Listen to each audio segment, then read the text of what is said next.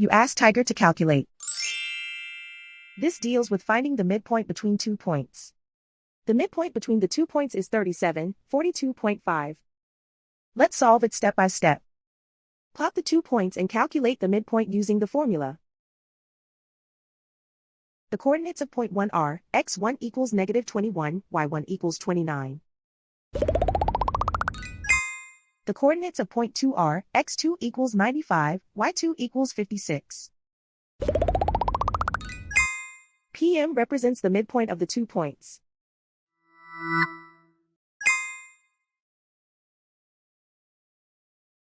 Use the x values in the midpoint formula to find the midpoints x.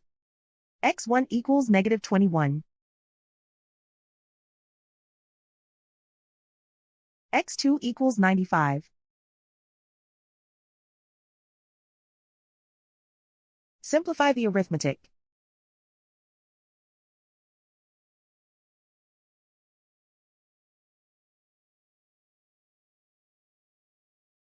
Use the y values in the midpoint formula to find the midpoints y.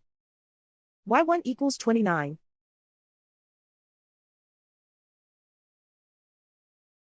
y2 equals 56. Simplify the arithmetic.